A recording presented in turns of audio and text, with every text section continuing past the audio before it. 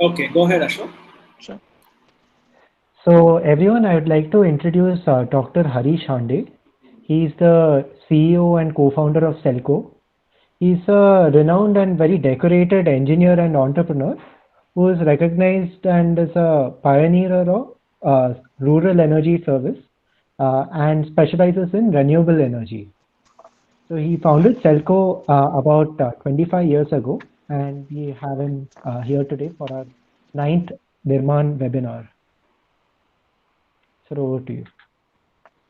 Thank you, boss. Thank you, Satya, for that, and wonderful to have you all on a Sunday.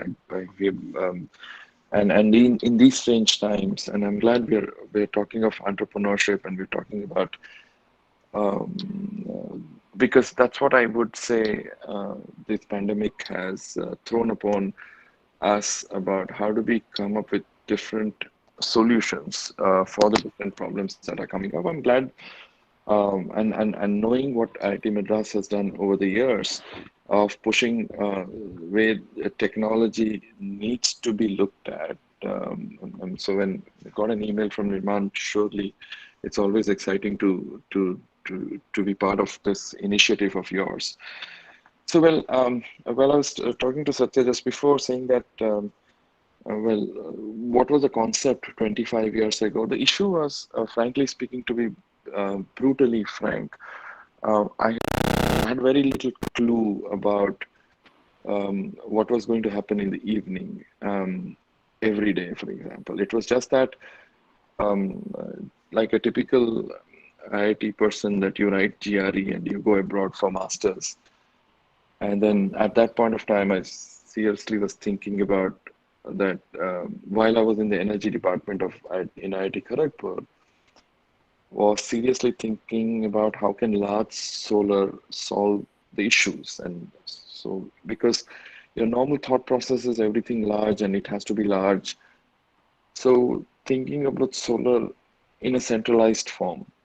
And while doing my master's, I had a chance to go to the Dominican Republic where I saw around 20 houses having solar power. This was in 91 April, May, where very small households, and it was like people had solar, yes, and the interesting part was very poor, but also everybody was paying using some mechanism of revolving fund.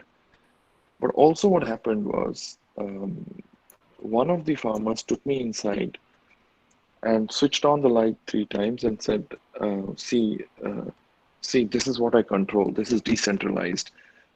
Nobody can actually question me when can I have lighting and when need not have lighting, right? Then he also said, I have a problem with you Indians. I said, whenever I speak to an Indian, he or she would always say about this is not done, that is not done, and always blaming somebody else for the problems that would it never would take the responsibility of herself or himself saying that we need to solve it. It's all about other people's problems, other people's responsibilities, right? While you guys have solved America, you've done a lot of stuff in US and Europe, but I'm selfishly speaking as a Dominican Republic, that India is much more advanced than DR, but also has the highest poverty. If you guys don't create appropriate solutions, what will nations like us, Brazil, Argentina, do? And we always look forward to India to actually look at solutions. Well, for me, that okay, that actually was where you see India in a very, very different light, that you have more responsibility, but are we taking the responsibility? Secondly, it also showed quite a bit of things. For example, you are pushed to the edge by Martinez. According to our definition of literacy, he was illiterate, but he was equally literate as a person who invented the wheel, who, according to all of us on the webinar, is also an illiterate. So because we define and we confuse illiteracy in a manner that what is literacy? See, because I went to IIT, as a simple as I keep saying, I went to IIT Kharagpur or IIT because 300 million Indians did not write the exam. If they had written the exam, I would not have gone into IT. Plain and simple. So let's not pat our backs and say, oh, we cracked one of the toughest exams. One of the exams that a lot of people don't write. Let's be very clear about it. And and then you had the privilege of utilizing the subsidy of an institute or paid by the poor of the country in terms of taxes that they pay on salt and sugar that led to my education. So my original stakeholders are the poor of the country. And so when I mixed what he said, oh, and plus what they were doing in terms of revolving using small solar more effectively, that was felt. And I came back to the US and told my professors saying that I don't want to do and write about something that I have not felt. I had not felt to be without electricity because born and brought up in Rourkela, where my father didn't have to pay electricity bills, or went to IIT Kharagpur, subsidized by the nation, and then when came to US on a scholarship that was paid by the US taxpayer. So I'm basically a product of subsidy standing in front, and that was something that saying that and. It was like, okay, I have not felt what it means to be without electricity. So I told my professor that I don't want to do a PhD on electrification and solar because I haven't myself felt what it means to be without electricity. So came back to India and Sri Lanka. First went to Sri Lanka and then to India. Came to India just to feel what it is, and that's when you start looking at unlearning that what you learned in IIT, unlearning what you learned in masters or PhD, because we're all in a bubble about we confuse between financial poverty and intellectual poverty. It's a way different world that everybody knows what to do, and unfortunately, either we are taught. I'm not talking about our education system itself, where we are taught that as you get like if all of us here did a PhD on sugarcane, we'll all be an experts of sugarcane or a paddy. But a farmer, bunch of 1,000 farmers sitting together, having 1,000 into 50 years of paddy experience, will have to listen to us because we have a PhD. Can you tell me any other industry where that equation is right? Why in the lessons where the so-called education level label is more critical? I think for us, and that is what when I came back and said, okay, am I searching for a solution fitting a problem or understanding what problem is in the first place without first coming to a solution? And that gave birth rise to Selco, saying that um, we're going to be end user centric. We have no idea what the problem is until we don't articulate what the problem is. We do not call anybody beneficiaries or end users, all are partners. How are we have a certain expertise that we bring to the table. The people who have the actual ownership of the problem bring about a certain sense of responsibilities and certain set of expertise. Can both the expertise be got together to create a potential solution that will not only impacts them, but also impacts many other people who are actually going through similar problems in other parts of the country or world per se? And the question, and unfortunately, I would say Selco is known for solar and decentralized energy. For us, it was more than solar. It was sustainability of the society. Could you actually create an organization that was built on the basis society needed, owned by the people who ran the parts of society, and financially, are we able to distribute wealth in a manner that does not go into a further creation of disparities of what existing paradigms of business exist, irrespective of what we say? Many of the businesses are structured in a way to actually make sure that disparity of wealth existed. I think it was a combination. A lot of people said idealistic, but after 25 years with 700 people, we said, well, it can be done provided we have the ability to lower our egos and be humble enough to say that even a technician colleague who joins the organization can and has the aspiration to become the CEO of the organization one day. I think that was the fundamental basis, saying that how do we truly look at sustainability of society? It's not only sustainability of the product that we actually intervene with, but the sustainability of the society. And that is why, if you say, unfortunately, I would say, it's the only profitable rural company, solar company in the world, which is because out of the 700 people, 95% of my colleagues come from the client base. I have no idea of the education level of the top 20 management of Selco. I used to run it till 2014, and I left the active management in 2014, and I run the foundation, which is Selco. Though the names are same, which is very very different to what Selco does. But Selco presently, the Selco for profit is 650 people around, run by Mohan Hegde, who started off as a technician, office assistant in one of the offices, speaks brilliant Kannada. See, who gets the money in our country? It's PowerPoint, Excel, and Word. Non-English speakers have no chance.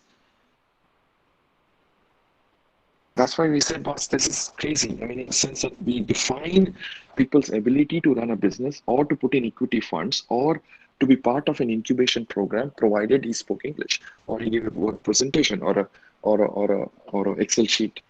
There are numerous brilliant entrepreneurs of our country who do not have that. Just because I'm an IIT or I speak English, I would get the money.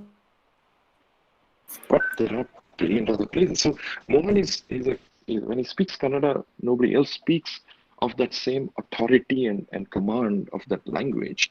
He's a brilliant manager, and he's running this strong now. And frankly speaking, it is not me. Unfortunately, I get the credit and I get the awards as Niman, as somebody introduced me here right now.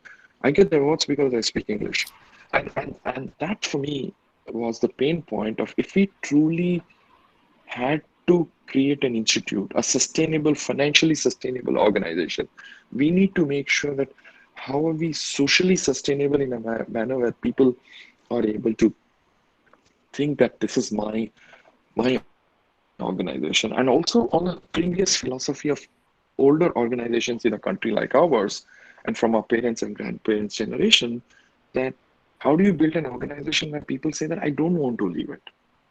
I want to be part of that institute.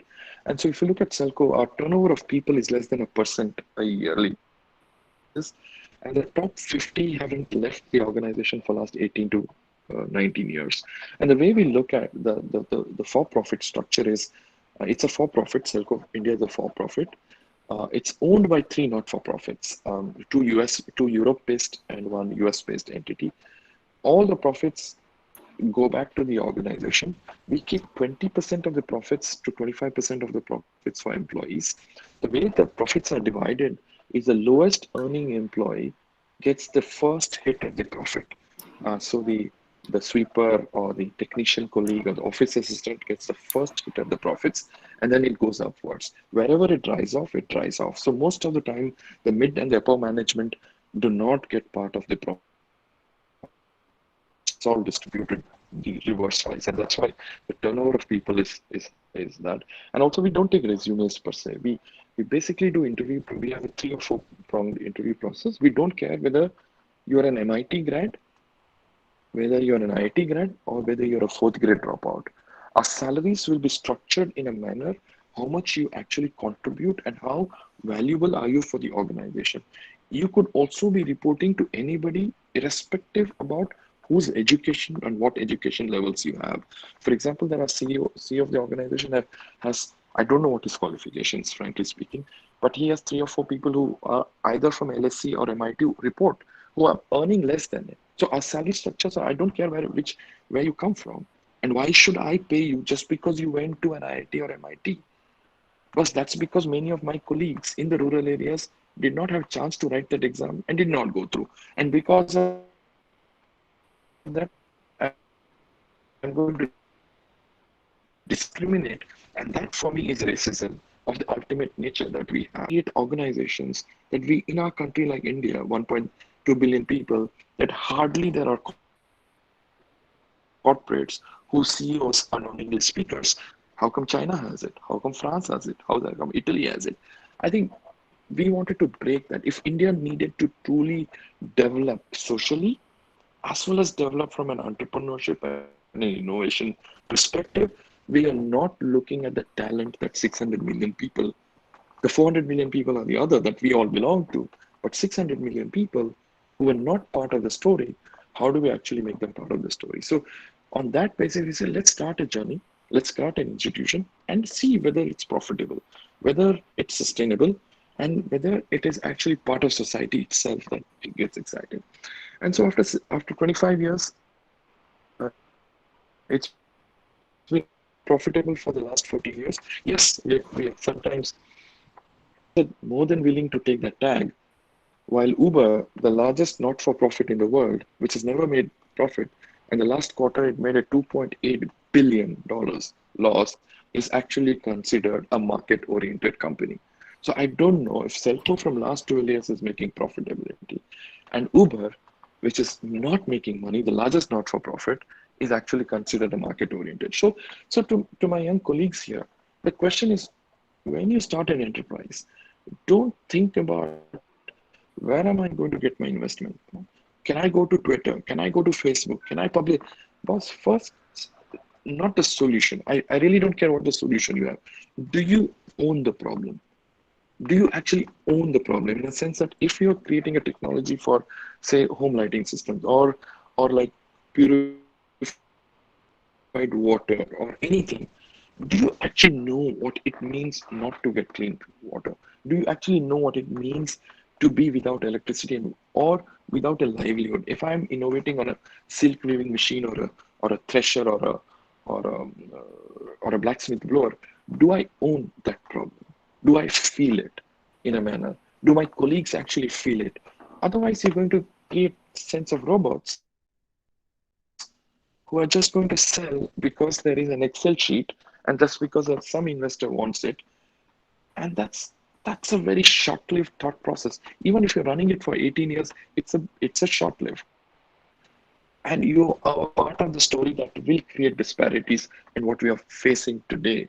And if I truly look at enterprises, and when people say, when you started a social enterprise, I don't believe in social entrepreneurship. We are entrepreneurs, and the others are anti-social entrepreneurs.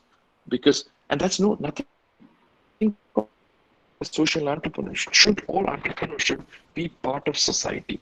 Why should I say that this does good, that does not good? What does that mean? That means, are you doing harm? So the question is, and that's exactly when people talk about I'm inclusive, or we are climate. Boss, doesn't every company which is part of society needs to behave in a way how society wants it to behave because people are from society. So build an organization where there's no two differences between am I doing good or that's my CSR part. Why should I have a CSR part?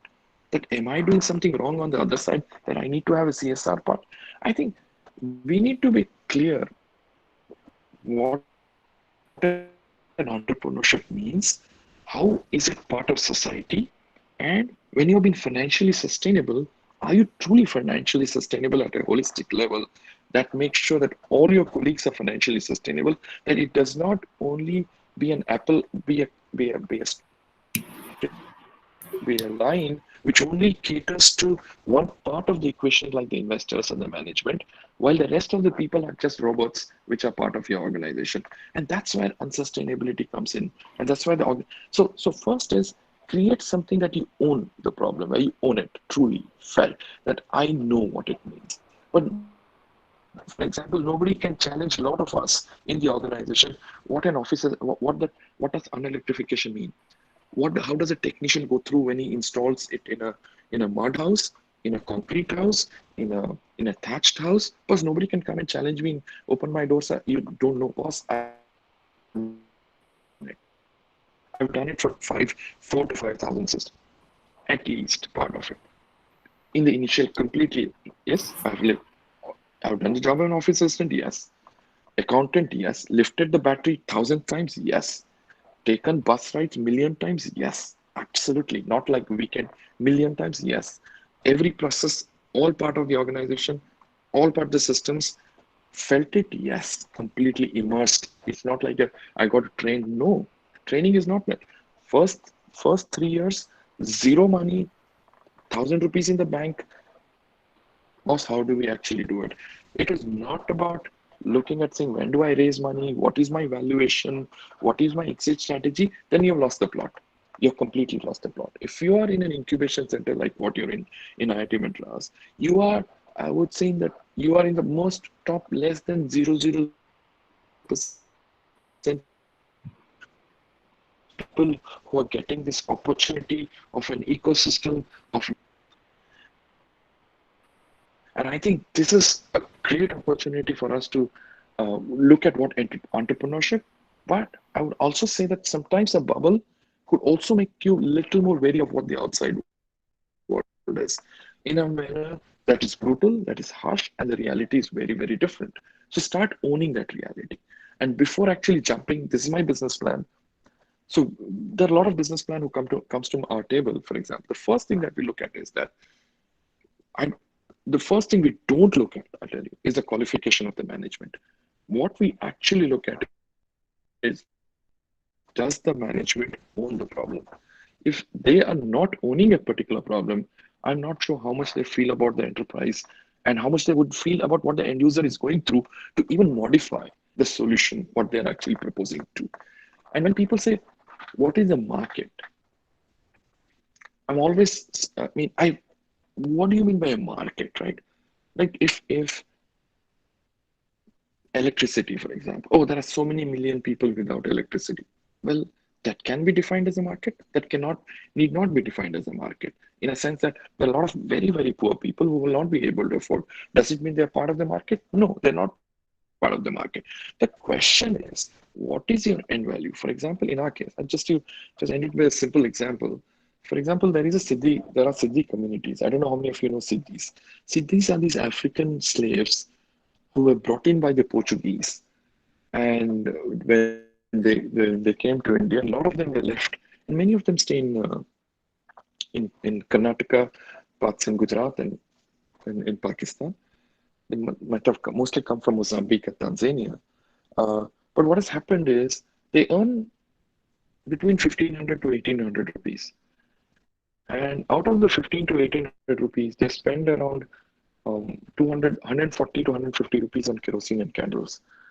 And and another 40 to 50 rupees on charging mobile phones. Approximately 200 rupees a month out of the 15 rupees on energy, and that to kerosene and everything else. So multiplied by 12 is 2,500, and multiplied by 5 years, it's 12,500 rupees. Now the question is, a Siddhi earning 1,500 rupees can be never be defined as a market for a solar home lighting system that costs 12,000 rupees. The question is, the way we look at markets, the way we is it first understanding whether it actually makes sense for him or her. At home for education, better for livelihood opportunities. Now comes, oh, can they earn it? But no, at 1,500 rupees, no. But if you look at their average expense over 5 years is 12,500 rupees. An average solar system costs 10,000 rupees. Now the question is, it's not affordability because it's about finance. It's not about technology. Can somebody finance that? So when we went to the bank, the bank said, Harish, they're not going to pay for it. It's 30 by 30 feet house, very small houses. They're not going to pay for it. But what do you need? We basically said, let's put a 100% guarantee for 30 households. Okay, we put a 100% guarantee.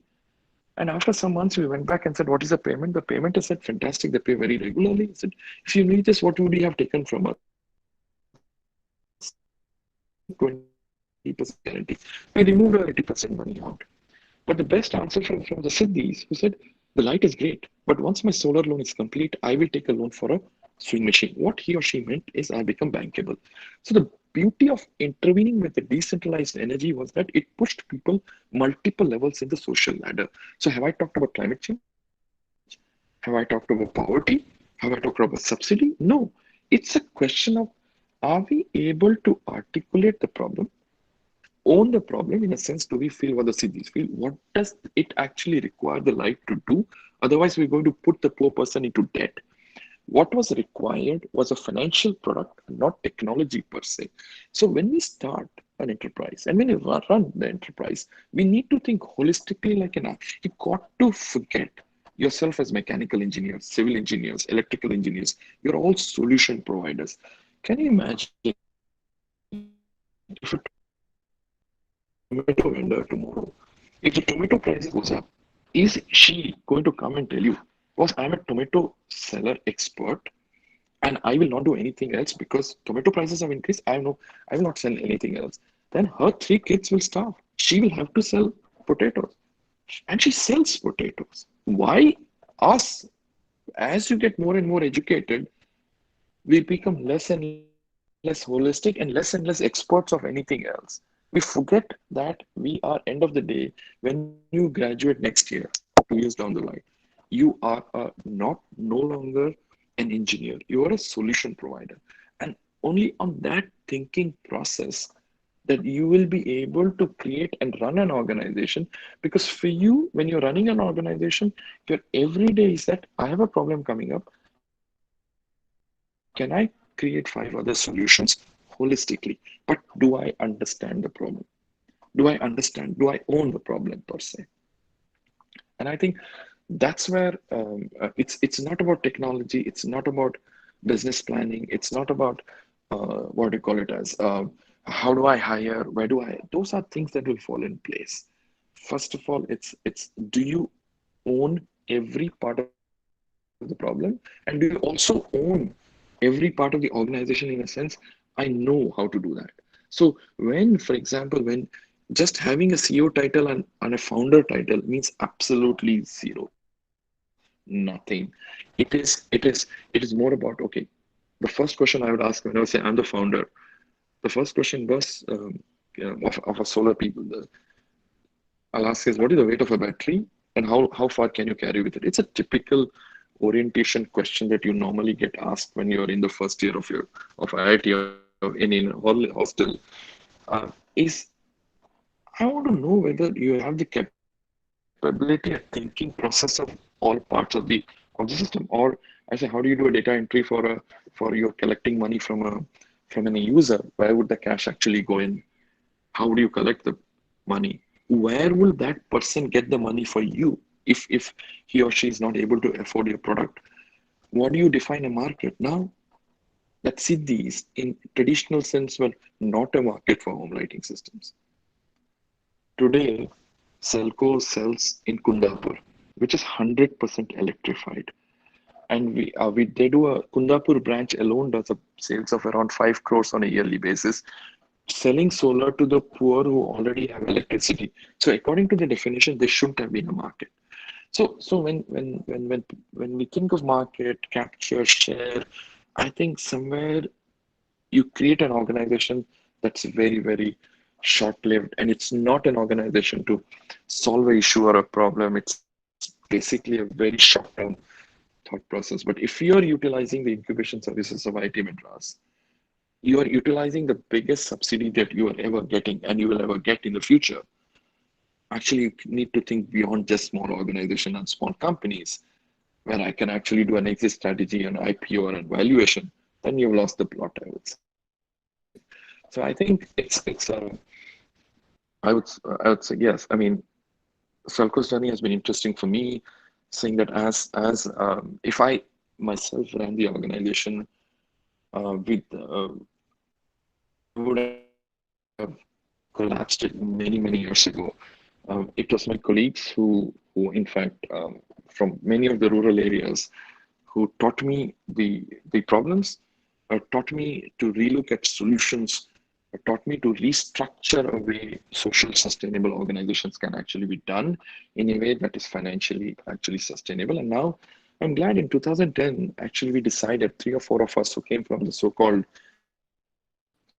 schools of IITs and IIMs decided that by 2010, none of us should be part of the operating team because this is an organization basically set up and done by the people who are from the client base. They know how to run it better. And so in 2014, I was the last to exit the active operations. And I tell you, after 2014, it has done much, much, much better than what me or Thomas were running the organization. It's truly run by people who own the problem, irrespective of how much we learn.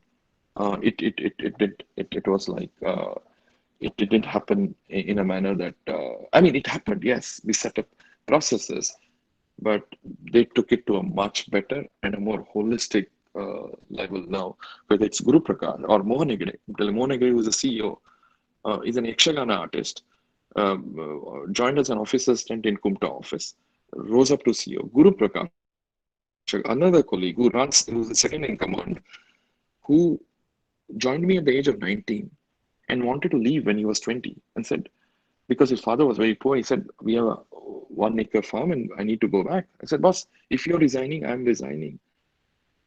And if you're staying, we will open an office in your house, boss. No, no, what I'm not, I'm just a dropout and this and that. Boss, that's fine. Now he's a second in command of SELCO. Unfortunately, more known in Yale and MIT than in India in many ways. But those are colleagues of mine like Prasanna, Guru Prakash, who unfortunately not known, but are the people who are making it sustainable day in, day out, and doing some of the toughest jobs of say of providing a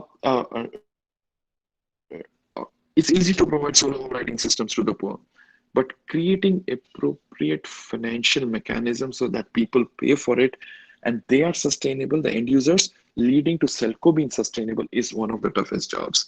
And now, for example, in a pandemic situation, they've immediately turned around and said, well, many of the companies are going into bankruptcy, many of the companies not a single person, 600 people will be laid off. Irrespective whether large temples are stopping people from getting paid or organizations are laying off people, the well-known ones, they have promised that they are going to run the company, making it sustainable in the crises like pandemic and making sure that not a single 600 people will be laid off. And that I think is hats off that I have not heard from so-called the English speaking CEOs. And that I think was basically saying that how do you create teams, or how do you not create, how do you make sure the teams that you create or part of actually is part of society in say, and you're not a CEO, you're CEO for the outside world, but you're not a CEO inside. And a lot of the people who are part of a strategic team should be disagreeing with you 90% of the time, else you're not creating.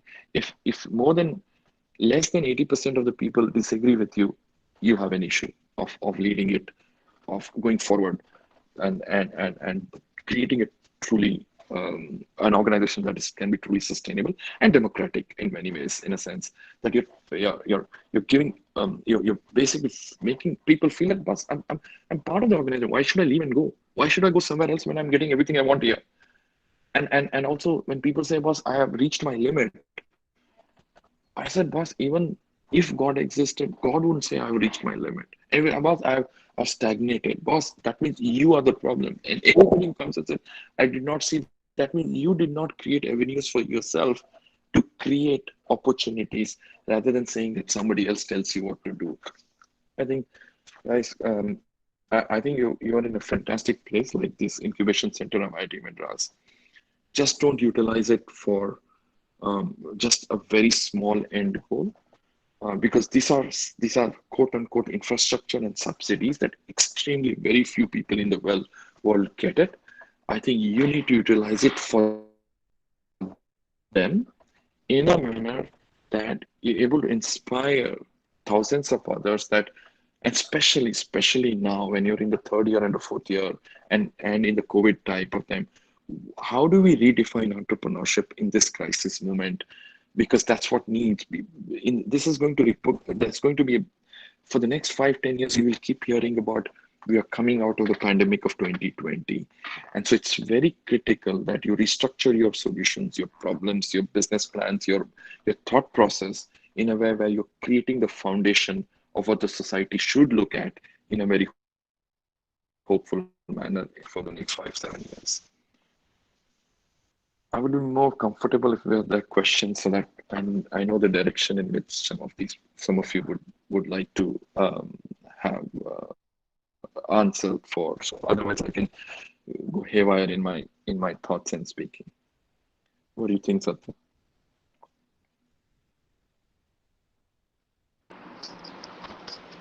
Harish, thanks. I mean, that was really wonderful, and I think the way we look at business model is something that you have looked at in an inverted fashion, coming bottom up, and I think that's a very useful thought process.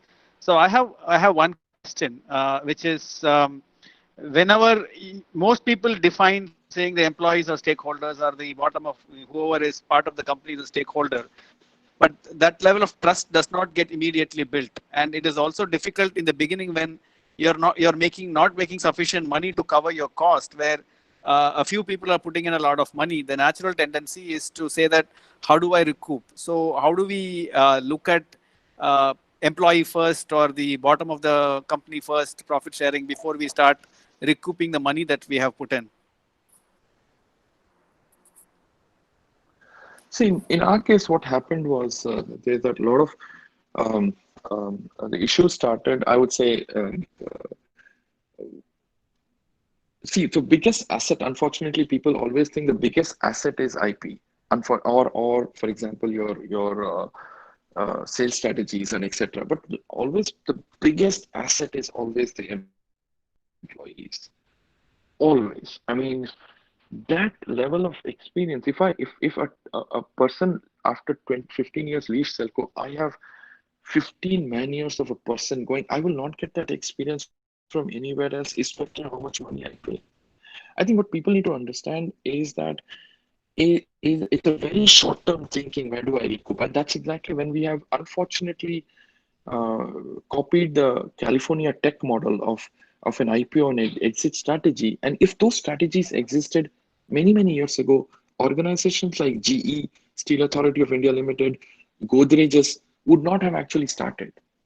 And I think our Tatas, for example, that that was because and because we've gone into short-term thinking about where do I where do I actually get raise money in a manner where I need to recoup within a short span of time. And I think that's exactly why um, I would say it's a very foolish decision to not to look at employees. And I tell you, Satya, from my own experience, in 2007 we had 150 people in the organization. I had 2 lakh rupees in the bank account because of a crisis in Germany. What happened? It sucked up the solar panels from all around the world. The cost of solar panel went up by 90% in India. And there was another loan that was not a loan. The business was failing. I had 2.5 lakhs rupees and 150 employees. And then suddenly there was a change in investor where one of my investors got bought over by another investor, and the other investor had no clue about what type of business we were in. And the first thing he called me up and said, "Can you lay off 100 people? That only makes economic sense." I said, "Bullshit. I am not going to lay a single person off." He said, "How are you going to manage with 2 lakh rupees these people?" I said, "No, that's my problem." He said, "No." Then they wanted to sell the organization to Shell in 2010. I said, "Boss," and they were owning 90% of the company. At that point of time, my colleagues had no clue what was happening, but I got a letter without them knowing anything by 150 people saying that, please, please do not worry about salary. We are not going, none of us are going to take salaries for the next 6 months. Our first priority, these were people who are earning 10,000 rupees, 15,000 rupees, 20,000 rupees, saying that let us all work. How can we make sure Selco survives for the next 6 to 8 months? And that is what made and they did not take salary for the next 6 months, 150, and most of them are still with the organization. And where we crammed down the investor to 0%, brought in new investors, So the question is, if that's because the employees believed the organization was there, they had no shareholding, they had no stock in it, they had absolutely accept that they were getting a monthly check. It's an issue of how does the top leadership actually behave and talk and motivate and truly make people feel that you're part of the organization. Not like I'm telling part of the, I'm not making them feel in a manner that it's a very short-term thought process. No, you've got to install a system with them. You've got to work. You are part of a branch office where you start carrying the batteries yourself back. People feel, boss, you are no different to them. I think because we get in the stupidity of hierarchy, that's exactly when the employees never feel that it's another job. I'm going to join another one. Now, I frankly, touch wood, Satya, the top 60 or 70 of Selco in India, I would actually give up anything if I get a single resignation tomorrow. I would be shocked of, I mean, you ask me anything, I'll give it to you, Satya. If and I tell you, in 2008, when we were going through this crisis, and actually when because Shell did not get Selco, Shell times the salaries, when three times the salaries in a time when they were not getting their salaries, none of them left. I think it all depends on how do you spend time with each of them, making them part of the organization. It's not about just I'm going to give you ESOP or this, and those are all very, I mean, it's like having a contract with your wife before you get married on a piece of paper. That's not a relationship. And unfortunately, we all depend on that. And when people say, what is your exit strategy? I said, when you get married, what is your exit strategy? I think that's when we all get screwed up, Satya, in many ways. That's a very So I wonderful think analogy. We maybe don't for a lot really of the have an colleagues who are exit good. strategy for the second one. I don't think we ever have an exit strategy for the second one, but I think that's a very nice analogy.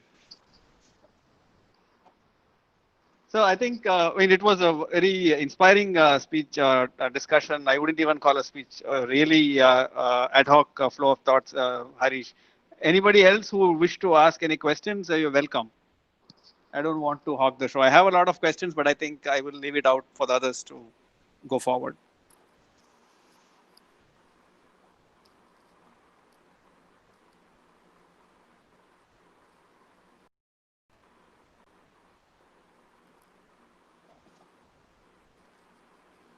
So we are fortunate to have also Vishy Vishwanathan, who is one of the very supportive mentors and board members of Nirman. Welcome, Vishy. Thanks for joining us, and would be happy if you could also share some thoughts and if there are any questions that you would like to ask. Hi, thanks, Satya. It's been a real pleasure. I joined a bit late, but really enjoyed, the thoughts which Harish shared. And I think these are very, we all are used to thinking about, entrepreneurship and what do you call, starting your something on your own and making an impact, etc., in a kind of single dimensional way. And it's like, I think it's very good to get such perspectives and think about more holistically what we are trying to create in the community. And so it's very thought provoking and very insightful. So I'm sure I know I benefited a lot from all the thoughts shared by um, Harish. Thanks. Thanks. So there is one There's a question which question, has Satya, I come. think somebody sent. Yeah. Yeah. Yeah, Karthik, thanks for sharing. I'm curious to know how you turned your business model into a profit-earning enterprise. See, the question is, it's like a mathematical equation, right? If you look at every part of your business, the question is make sure that like even if you're working for a street vendor, and you're putting solar to a street vendor, or the example that I talked about Siddhi, the question is, I did un, first we think about how do we look at the street vendor being financially sustainable. then what is required for the transaction cost of delivering that product, and are you eligible to meet the cost and also make money? Those are what sustainability actually means, right? If you have a command on that whole equation, then making your organization financially sustainable is not an issue. And that's what we push for. That like for example, in the I did not talk about subsidies. Saying that this is the cost of a 10,000 rupee system is what the cost is. That actually meets our cost of Selco and makes profits. That leads to the cities getting it in the manner that we will be able to give good after sales service, and that is what is required. And so if that cost is met, and that is what is being financed by the bank, so that is why every system that we sell has a margin, which is where Selco's profitability actually comes from. So it's not turning into a profit venture. I think removing the word profit, and also because it's about how do you make it sustainable and how do you make it financially sustainable, and up to what level do you make it financially sustainable, right? So those benchmarks that you need to create, you need to meet everybody's salaries has to be met. And then is there enough money for the future growth of next 3-4 years? Then you look at, can I have other insurances for employee insurance in terms of there is a disaster? That all comes into the cost of what we are actually selling. And if I am actually selling a system at a very subsidized level to a city, I will not be able to give a long-term product for them. And that's again, who will have an issue? The city will have an issue.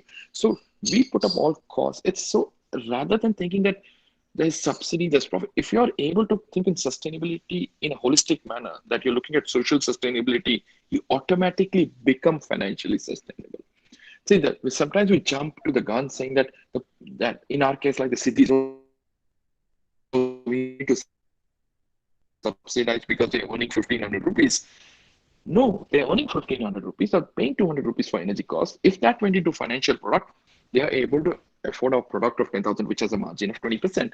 So I think it's a way of looking at financial sustainability, and saying that if Selco is not financially profitable, how can it actually make more impact? So it's all mixed between social and financial sustainability.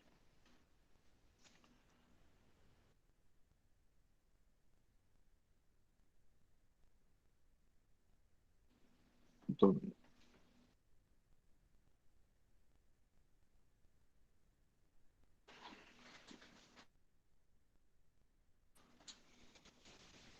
oh, Karthik, you got your answer. Yes.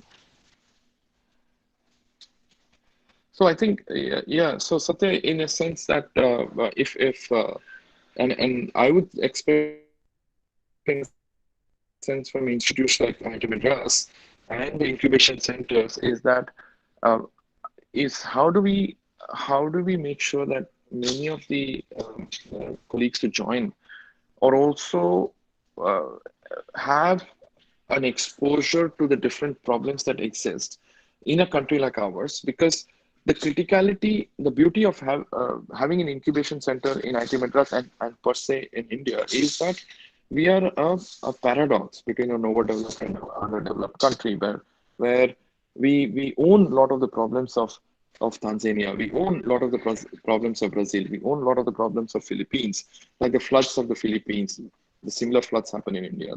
The issues that the Tanzanian financial model, we have it same case in Manipur.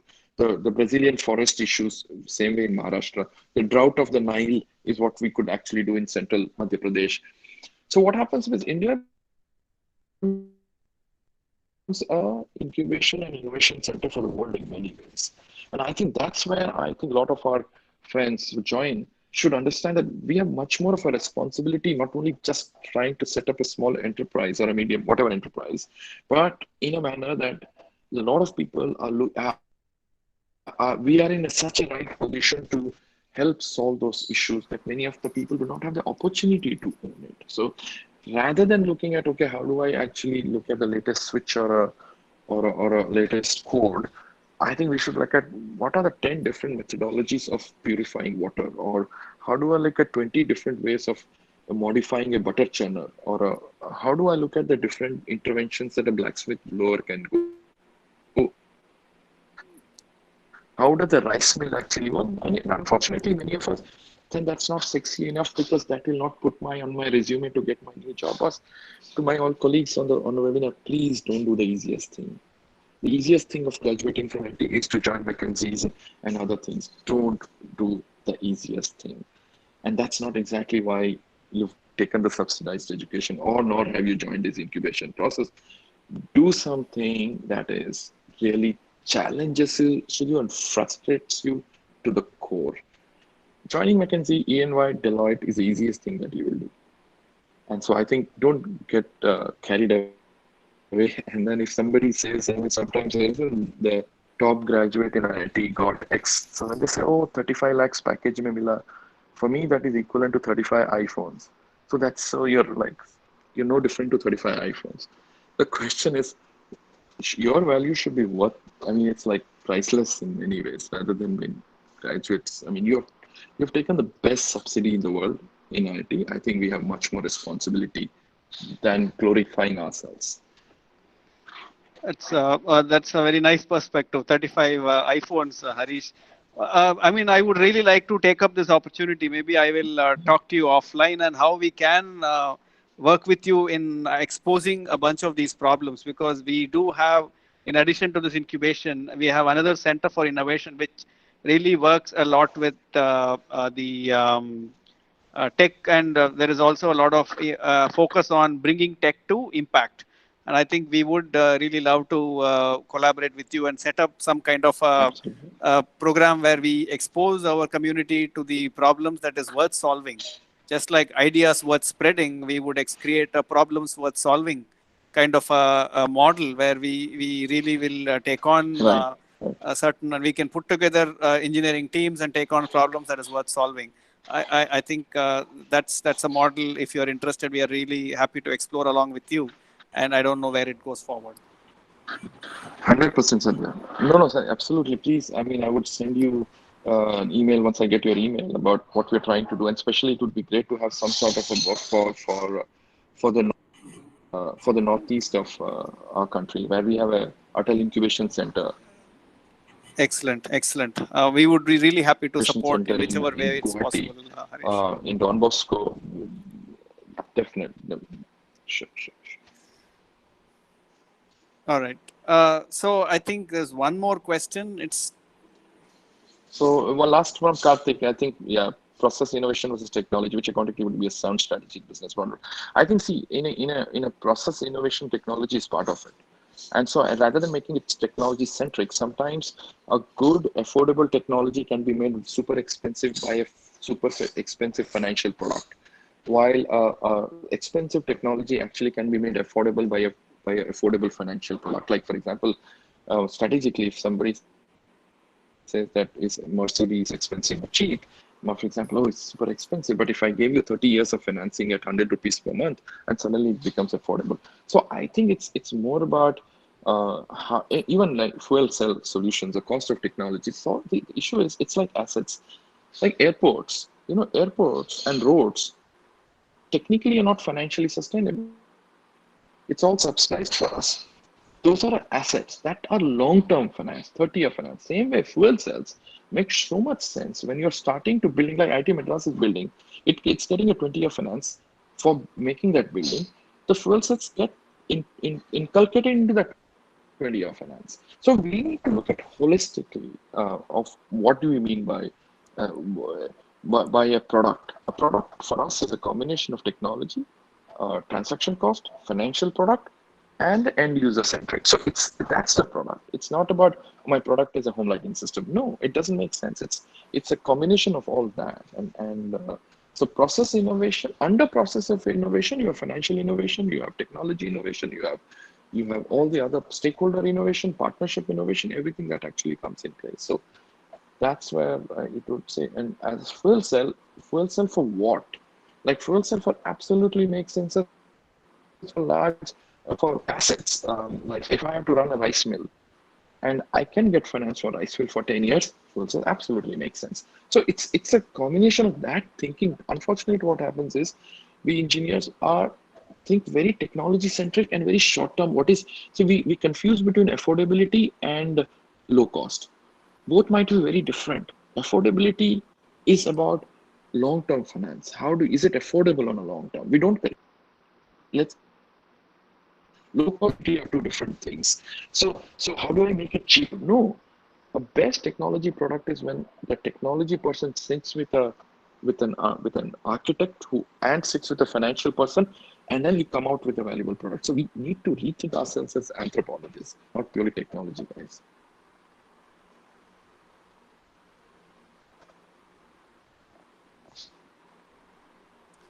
Before we close, Raghu, would you like to share or ask some questions or share some final thoughts? Yeah, no, I don't know about final thoughts. My Uh, audio is bad. I don't know if I'm audible. Just am I audible? yes, perfect. Okay, Harish, this was a Yes, you great are. class. I knew where it was coming from, and because I've heard you before, and I have also I worked for 30 years in financial markets, and I really see the deep flaw in our financial markets. And this was a master class in economics, where people like us who are essentially engineers are getting exposed to uh, how do you deal with a world which is looking at a very narrow part of operations and profits. And unfortunately, our system is designed to go that way. People who deal with incubators, you deal Right, with venture right. capitalists, or you deal with investors, they ask questions in a very hierarchical manner. What should be residual profits or residual Absolutely. share of earnings becomes the Right. driving force for enterprises. And if we can bring in this social thinking and recognize Absolutely. that markets have failures, right? And therefore also the environmental cost, where I think you just touched it implicitly. There is no spokesman for the environment, really. The Right, social cost, the employees stand up and right, speak, maybe right, the right. customer speaks. But environment, the tree is silent, the wildlife is silent, the water is silent. So it really needs Right, enlightened management. And I think, if we can build that in Satya and Vishy, into our incubation system, how should owner managers think? I think that's the beginning of it. And that's really what Harish has I symbolized here.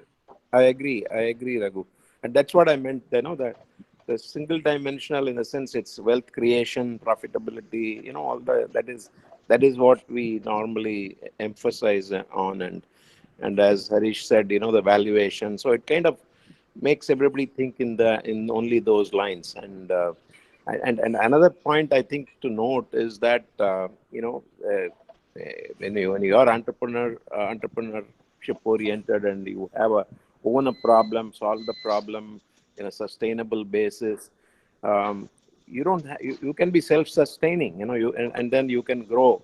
So it doesn't have to be not for profit. It can be as efficiently run, with not right, necessarily right. profit as the first motive, but definitely efficiency and all that as one of the what do you call objectives, just like any for-profit enterprises run. So I think that is also a kind of a wrong, what do you call, people think that, if it is socially oriented, impact creating kind of an enterprise, then it has to be not for profit. It doesn't have to be. I have one question for Harish. You know, so Harish, my question comes from the point of view of industries where there is overcapacity. It could be locally or due to global competition, and there are many industries in India where you do have overcapacity. Clearly, no matter what the attitude of the owner management, however enlightened, the cake is not big enough.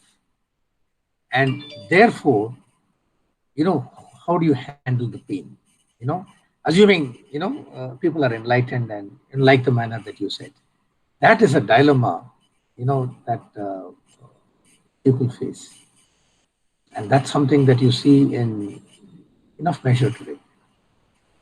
You see it at a large level in telecom. You see it at a smaller measure in textiles. You look at the small scale industries. So even if you remove the inefficiencies and the malevolence around, excess capacity causes pain, and employees do bear the pain. Bankers do bear the pain. The smarter guys take the money away. That's unfortunate reality. But And also, Raghu, you're right. I mean, and because we have defined scale in a very wrong notion. I mean, the whole saying that scale in a manner that is that skews to hold. And now you've seen the repercussions of scale, that the first thing that people laid off were the poor, right?